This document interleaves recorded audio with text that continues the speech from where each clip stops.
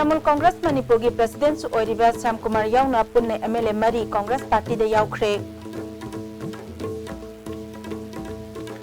Health amadi education sector da Manipur Sarkar na top priority oina lauduna thabak paikhatle haina Chief Minister Okram Ibobina phongdokre. Amadi Mitai Maitai bu schedule tribe list ta salhalu haina miyamgi khongchat chatuna mifam pangthokre.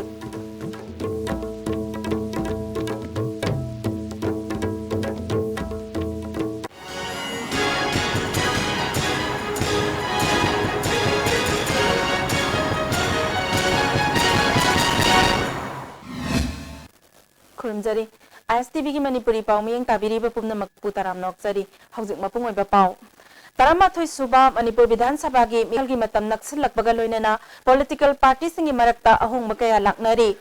Congress ki MLA Y Irabona BJP da yaukraba matungda Congress party da Trinamool Congress ki MLA Mari yaukre MLA Mari adudi Wangoi Kendra gi MLA Lukhoi Konthaujam Kendra gi MLA Sarad Andro Kendra gi MLA Syam Kumar amadi Ainam Kendra gi MLA Ibohanbini Ngasi Congress Babanda Harau Taramna Makhoi Maribu Okre Makhoibu Okpagi Thoramanduda Chief Minister Okram Ibobi Deputy Chief Minister Gakhangam AICC ki Secretary Abhinas Pandey AICC ki General Secretary in charge North East CP Joshi amadi Dr. Vijay Lakshmi Madhav Secretary AICC in charge Manipur yauna Minister MLA Kayana Saruk Yakhi Amaramda Trinamool Congress ki MLA Mari asi All India Trinamool Congress ki primary membership tagi tokle haina ngasi nungthil MLA Sam Kumar gi quarter da pangthokpa pawmisinga unabada phongdokre mahangna makhatana phongdokhibada All India Trinamool Congress ki MP singna Manipur state ki oina maru oiba issue singda ngasi phawba parliament ta pukhatpidaba ILP gi issue khana bidaba kaya asidagi party asidagi tokpani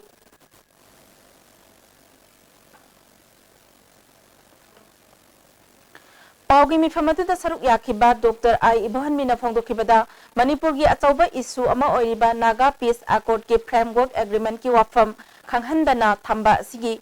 masigi matungdagi Manipur gi tungi khanduna phirep asi lawrakpani haiki Health amadi education sector government asina top priority oina lawi Manipur asi South East Asia gi lebak singi medical tourism gi mafam ama oyansi haina Chief Minister O Ibobina phongdokre Wafamasi Rims Rotalai Sky Hospital and Research Center gi oti hangdokpa amadi mai pakna open heart surgery pangthokibagi IMA hall da pangthokpa thoramda mahakna phongdokhibani thoramadu da Health Minister Di Korungthang Chief Secretary Ona Bagishwar amadi Sky Group of Hospital gi Chairman Dr. L Sam Kishore Susaru Yakhi Dr. Sam Kishore na open heart surgery haraga khangnaba cardiothoracic vascular surgery Manipur mai pakna pangthokpa haibasi hospital asigi koina manglaklaba manglani ngasidi case kul humdoi mai pakna pangthokpa ga loinana close heart surgery taruk amasu pangthokre hapta hoduna puklakpa angang taragi mathakta mention mangamkhre operation asina miyoi kayada anawba punsi piba ngambada nungaiba po ihakhi Chief Minister Okram Ibobina Sky Hospital na paikhatliba thabak thoram sing thagat pagaloinena tungdasu hena pak chauna miyamgi seba tawhaningbagi apamba phongdokhi mahangna makhatana health amadi education sector asi miyoibagi punsida khwaidagi maru oiba sector ni sel leite haiduna anaba layeng daba yaroi lairikso sel pairaba kanda tamge yadabana government asina haksina lawi haiki Sector sing asi chakhwat hanana bohan abada government khaktana yaroi maikai khuding maktagi sagat mina basangi Manipur ase Myanmar gi border da leiba maramna health sector da khumang jawsil labadi South East Asia gi leba kaya dagi layeng malak nagani sector asida lairiba party singna kana hon aduna health tourism gi lamthungpham amo ehansi haki Asian countries sinda naknabada maybe Hong Kong da Singapore da even including Thailand Japan, China, the Korea, lying Chakwachi, expensive way. Lying Bangam, the Mama, communication say, but service, a coin among Mangiva, Impal, Mandle, even Impal, Mandle, see, Mayamzu, occasionally international flight, Parakramatamda, Mandle, see, Impal, Yaport, Pungamakutani. Other Masiki connectivity, Hagalaka, facilities, Hilarity. Akoi Manipur si atay tourism da atay infrastructure sengbat padona health tourism oina akoi sungsoi soina aidi lakani haina koigi chainau sing Manipur leiba doctor sing makoigi skin moi hai sing ba khotpa mayam sida doctor ne engineer ne aduga IT information technologies da koigi chainau sing si moi skill je tai countries sing da gi ai hen banati haina ai thamjen Schedule Tribe Demand Committee na Mitai bu Schedule Tribe lista chalhalu haiduna ngasi miyam gi khongchat ama chatlaba matungda Palace Compound da laiba hapta kangjebungda mifam pangthoktuna khana nainabagi thauram chathakre thau ground dagi haukiba khongchat adu mioi lakh ama hena saruk yakhi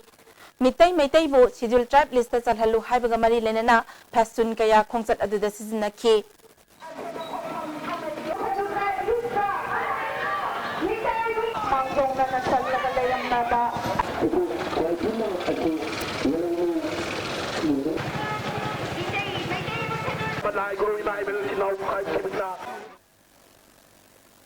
Khongchat adugi tungda hapta kangjebungda pangthokiba miyamgi mifamda wangang khibasingna mitai na sanglaba chahi kaya asi Indian Constitution na yelhomi oina sakhangbidre Schedule Tribe haibasi Constitution na sakhangba yelhomi haibani chawkhatpagi mingda kangkhul mutpa yabagi singnaba laireklaba furup asi khangna manghanbada kaidongaida yaba ngamloi haikhi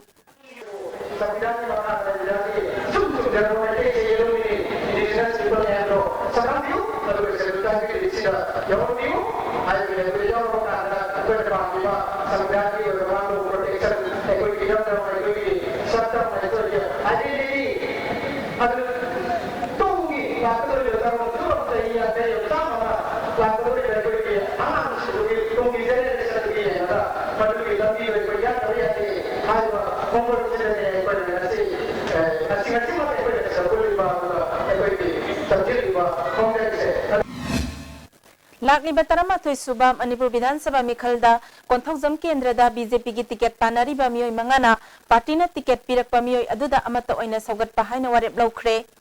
Khumbong mamang laikai da laiba Yurembam Sarat gi yumda apunba mifam ama pangthoktuna ticket panariba mioi manga punsinaduna kupna wa khanaraba matungda warep asi laukhibani Mifam aduda party gi ticket panariba Y Sarat Singh and Herojit Singh KH Ranjit Singh K Bisorjit amadi M Guna Singh na saruk yakhi Konthokjam Kendra bu afaba Kendra ama ohenanabagi pandamda Kendra asida BJP gi MLA ama thamnanaba haiduna wa khanakhi KS Ranjit na ticket phangaudre haiduna party gi mayokta thabak tawroi aikhoi isa na party gi wakhalol amadi chatna kanglol adu ngaktuna ticket phangliba mioi aduda amatta oina saugatuna isa gi pangal losing sel amadi araiba khudimak puthoktuna mateng pangnagani ticket phangaudre haiduna waraunaba amadi nungaitaba leiroi haikhi Tigi against the Tabuk Toba, Adina Singbase, a quick Togjaroi, a quick Isa na party damata, party principle, party ideology at Wungak Nasalaga, a quick ticket party, ticket pire Bahai Kamana, ticket pire bado, ticket committee in pire bado, Madubu, Ikoina, Ikai Kunazabagalona, Isa na Lepani Haibegi, Pankaka Sapmana Naikoi, Adumba ticket Pangibanipa, Adugidamakta, candidate Adugidamakta, Aikoi, Tawai Sang Yauna. Isagi leijaba lantum paisa oiragasu isagi energy aigi khangjari ba punamak gyan loksing aigi maruk mapang punamak asi loinana aikoi adumba ticket phangibani pa adugidamakta aikoi wak tokjagani Manipur gi ningthau Budhachandra bu Silongda lanfam amagum thamduna Manipur bu namduna Indian Union da merge tawhankhiba 1994 gi September 18 gi Manipur merger agreement ki mayokta Manipur sinthungna lakliba September gi tang 18 gi ayuk ahing nongyai degi Manipur da pung 12 gi oina Manipur miyam amasung lalol itik mahima sing loinana loisang sing chathok chasin amata tawdanaba National Revolutionary Front Manipur NRFM na thingba thamle haina Loop asigi Information and Publicity Secretary Chana Zawbamite gi Cherola mana khangalakli Cherola sina makha taraduna India na namduna loksilaga Manipur muthatna ba honariba khongthang noma gi mayak sengba hengalakli hairi Manipur gi apunmagi saktam thugaiba yaroi habasi thugaire yelomi kannanaba khongthang lakliba si mutpa hobadagini Manipur asibu singna rakliba pumnamaki iram phatpadi India gi oina aranba khongthang 1998 gi September 18 gi Manipur merger agreement ni haina Cherola sina makha tana phongdorakli Hauzik Pawi Marak Thana Break Ama. Masi awang nungpoki ahan ba TMT bars industry ni. Industry asi 1993 ki December thada linkha chekibani. Saiji TMT bars asi German technology na sajabani. Saiji TMT bars asi awang nungpoki ising shitka yamna chanai. Aikhoina yum sajabada TMT bars asi sizinajai. Saiji TMT bars semba sagatpa khudingmak aikhoi gi marup ne.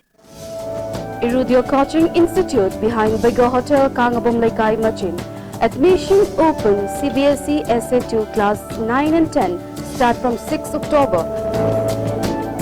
Revision course come mock test CBSE class 12 science starts from 6 October.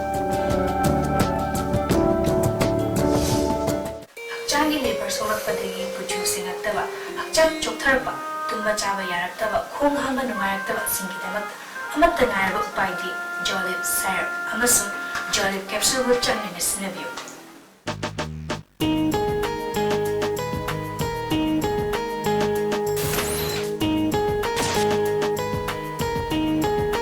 Sky Hospital Porompata SIS Amasung Lungs Care Center Hangdok Chari. Facilities in the bronchoscopy service, respiratory ICU, light training oiraba, sore from Bagilena Sing, Layengba, OPD Gimatam, Leba Pokosagol Sen Tangja, Nutil Pung Anidaki Pung Pong. Please call or contact reception. City Hospital Simerongda Dental Banks Hangdok Chari. Miyangi Kudong Chanabui Damak Ayuki Pung Toru Makaidagi, Numidang Waram Pung Tor Makai Fauba, Hangjagani. Mafamasida treatment fee Ataba Mamalda, Lion Jabagi Kudong Saba, Vijay. Ngasi mafamasida lakbiduna ya layeng bagi kudong saba si love you City Hospital Dental Branch Singmairong Imphal.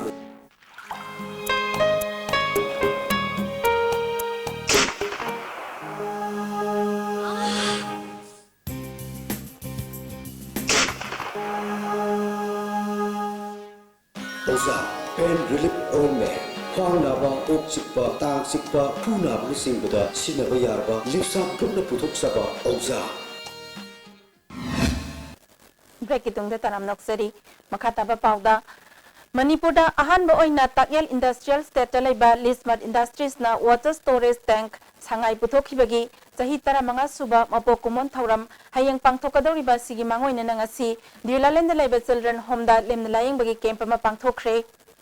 Lismart Industries ki proprietor Gitaranjan Sharma yauna industries asigi staff singa loinana darkar oiba hidak langthak singsu lemna yenthokpaga loinana home gi angang singda boy column sing yenthoki. State level global blood donation de gamari lenna Sri Satya Sai Baba organization Manipur ge service wing na sinduna Rems ki blood bank da lemna e dan tawbagi thoram amanga si pangthokre tongan ba miyoi kayana e dan tawnakhi. All Manipur Upliftment Center amadi Kiamgai Youth Pioneer Club anina sinduna Kiamgai Haibong Makong Community Hall da nomagi urban labor awareness cum registration for construction works haibasida awareness program ama pangthokre thauramada kairau kendra gi MLA Karam Thamarjit All Manipur Manpower Upliftment Center gi President S Bimol Chandra Kiamgai Youth Pioneer Club ki President Longjam Suranjoina maru oiba miyoi sing oina saruk yakhe. Labor Department ki Registration Officer Laikuram Ibomsana sinmi singna phangbaya bakana besing marik sumna khangan ki MLA Thamarjina sinmi singna isa na Labor Department ta register tawduna Bharat Sarkar amadi Manipur Sarkar na phanghale bakana besing lobina ba appeal tawki. MSPDCL ki makhada matam gi oina nek laga sizina ba miyoi ama SD line semba kabada mahina singbadagi masagi mafam kaya mai chakpadagi aruba phibamda Rems Hospital la laikana khre thogdok asi ayopung mapan makhairom taba matamda Kumbi Police Station gi manung sanba MSPDCL gi Moirang Khunau substation gi manung sanba Kumbi Uzan makhongda thokhibani thogdok aduda soklaba miyoi adudi Thongam Raja chahi 18 Wangu Sandan Pokpi Singya patagini hairi ngasi electric post mathakta karaga mai semnana ba khonaringaida khanghaudana mai thajilakpadagi laibak thiba thogdok adu thokhibani hairi makhoi ga thabak sumina ba and bobi ko pamiyo amana phongdorakpada substation asida regular staff mapan lairabasu thabak ningthina tawbida bana ayamba thabak sing makhoina suduna lakli awa ana taraba Thongam Rajada Manipur Sarkar amadi mari lenaba company na miyeng sangbiyu hairi Sumaina koi engage staff legible koi sumaina fogdo fogjen tongde bidas sumaina togdo ergadi ꯑꯩꯈꯣꯏ ꯃꯈꯥ ꯇꯥꯅ ꯍꯥꯏꯔꯤꯕ ꯁꯤ ꯗꯤꯄꯥꯔꯠꯃꯦꯟꯁꯦ ꯑꯩꯈꯣꯏ ꯊꯕꯛ ꯑꯃꯠꯇ ꯇꯧꯔꯔꯣꯏ ꯊꯕꯛ ꯃꯌꯥꯝꯗ ꯄꯥꯏꯔꯔꯣꯏ ꯃꯔꯝꯗꯤ ꯁꯤꯒꯤ ꯁꯤꯕ ꯔꯦꯁꯣꯔꯁꯗꯤ ꯃꯅꯤꯄꯨꯔ ꯁ꯭ꯇꯦꯠ ꯒꯣꯔꯃꯦꯟꯅ ꯄꯨꯗꯣꯏꯔꯥ ꯅꯠꯇ꯭ꯔꯒ ꯗꯤꯄꯥꯔꯠꯃꯦꯟꯅ ꯄꯨꯗꯣꯏꯔꯥ ꯍꯥꯏꯕꯗꯨꯃ ꯑꯩꯈꯣꯏ ꯀꯟꯐ꯭ꯌꯨꯁ ꯂꯩꯔꯦ ꯍꯥꯏꯔꯤꯕ ꯏꯪꯒꯦꯖ ꯁ꯭ꯇꯥꯐ ꯑꯩꯈꯣꯏ ꯃꯌꯥꯝꯁꯦ ꯍꯥꯏꯔꯤꯕ ꯃꯤꯅꯥꯎꯗꯨꯍꯣꯡꯗꯒꯤ ꯑꯩ ꯌꯥꯝꯕ ꯕꯤꯃꯣꯜ ꯌꯥꯝꯅ ꯃꯩꯒꯤ ꯃꯔꯝꯗ ꯑꯩꯒꯤꯗꯃꯛꯇ ꯌꯥꯝ ꯊꯋꯥꯏ ꯌꯥꯎꯅ ꯍꯣꯠꯅꯖꯕ ꯃꯥ ꯊꯕꯛ ꯇꯧꯖꯕ ꯅꯠꯇꯦ ꯑꯩ ꯊꯕꯛ ꯇꯧꯖꯕ ꯅꯠꯆꯗꯦ ꯑꯗꯨꯕꯨ engaged staff ꯑꯃ ꯑꯣꯏꯅ LC ꯀꯨꯝꯕꯤ ꯁꯕꯁ꯭ꯇꯦꯁꯟ ꯑꯩꯈꯣꯏ ꯃꯇꯦꯡ ꯄꯥꯡꯖꯕꯅꯤ ꯃꯅꯤꯄꯨꯔ ꯁ꯭ꯇꯦꯠ ꯒꯣꯔꯃꯦꯟꯅ ꯃꯅꯤꯄꯨꯔ MSPDCLꯅ ꯍꯥꯏꯔꯤꯕ ꯑꯁꯤ ꯃꯤꯠꯌꯦꯡ ꯆꯪꯕꯤꯌꯨ ꯑꯗꯨ ꯅꯠꯇ꯭ꯔꯒꯗꯤ ꯑꯩꯈꯣꯏ ꯃꯈꯥ ꯇꯥꯅ ꯀꯨꯝꯕꯤ ꯁꯕꯁ꯭ꯇꯦꯁꯟꯗ ꯑꯩꯈꯣꯏ ꯃꯌꯦꯛꯇ ꯄꯥꯏꯔꯔꯣꯏ ꯃꯩꯔꯥꯄꯥꯏꯕꯤ ꯍꯧꯗꯣꯛ ꯂꯝꯕꯤꯁꯤꯡꯒꯤ ꯑꯍꯨꯝꯁꯨꯕ ꯅꯤꯡꯁꯤꯡ ꯊꯧꯔꯝ ꯑꯃ ꯉꯁꯤ ꯎꯔꯤꯄꯣꯛ ꯈ꯭ꯔꯤꯁꯅꯥꯝ ꯂꯩꯀꯥꯏ ꯀꯝꯃ꯭ꯌꯨꯅꯤꯇꯤ ꯍꯣꯜꯗ ꯄꯥꯡꯊꯣꯛꯈ꯭ꯔꯦ ꯎꯔꯤꯄꯣꯛ ꯈ꯭ꯔꯤꯁꯅꯥꯝ ꯂꯩꯀꯥꯏꯅ ꯁꯤꯟꯗꯨꯅ ꯄꯥꯡꯊꯣꯛꯈꯤꯕ ꯊꯧꯔꯝ ꯑꯗꯨꯗ ꯃꯩꯔꯥꯄꯥꯏꯕꯤ ꯍꯧꯗꯣꯛ ꯂꯝꯕꯤ ꯂꯩꯈꯤꯗ꯭ꯔꯕꯁꯤꯡꯒꯤ ꯃꯐꯝꯗ ꯂꯩꯁꯨ ꯀꯠꯇꯨꯅ ꯏꯀꯥꯏ ꯈꯨꯝꯅꯕ ꯎꯠꯈꯤ Manipur Chikungunya, dengue fever, Japanese encephalitis, amadi malaria laichat sandokpadagi thingnanaba pandamdangasi pisum ningom lairakta laiba yaifelamjing lupna ayuska khusannaduna kangkhalda hidak lupthokpa amadi belodana chani yenthokre karigidamak sexual tharang asi lokhalakliबनो haibagi matangda club secretary na wafum gaya phongdorakhi Moirang Kaitheltagi Community Health Center Phauba kilometer ama makhaimuk sangba lambi asi matam sangna sembiraktabana lambi chathok chasinda ka chawna khudong chadaba mayoknare lambi gi mafam kayada achau kom kaya leibana chathok chasinda accident thokpa yaure lambi asida auto service tawriba auto driver amana phongdorakpada praja miyam gi awaba asi yengbiraga athuba matamda mari lenaba MLA na lambi semjinbiyu haiki masi gi harundi haninga leitre nuaite haitare masi kainamda ana yek prokom matamda koigi lambi sina phatabani anabadi yam waba haitare aduga akoidasu yam waba haitare oina anabadi yam khudung thiba yamna thoi adi athu kai emergency lakhu matamda su aduki matik kanu taw yam kanu taw nuaite haitare Emsu Zandal District Committee More Nangasi More Hospital gi akoibada amadi mafamaduda leiriba quarter singi lamtu sengdokre lamyanba hizam irabot ki thoramga mari lenana lamtu sengdokpagi thabak adu chathabani hairi Emsu Zandal District Committee gi Assistant Secretary Mairabana lakniba irabet de gi thoram asi More dasu mapung phana pangthoknaba sem sare haiki ki oina akoina sinjariba langjariba mayamsdi koigi irabot de ga mari leinana akoina ngasi mak oina koigi More gi hospital se hana koina urgent service macha ama tawjabani amadi masita natana mathang kaya amsi tawgena khanjari ira bode ga mari leinana ira bote che koina More gi oina so koi adoki matik chawna phajana sinjagena khanjari aroibeda maroiba paw amo Trinamool Congress Manipur gi President su oiriba Syam Kumar yauna punne MLA mari Congress Party da yaukre Health amadi education sector da Manipur sarkar na top priority oina lauduna thabak paikhatli haina Chief Minister Okram Ibobina phongdokre amadi mitai bu sidul tribe list ta chanalo haina miyam gi khongchat chatuna mifam pangthokre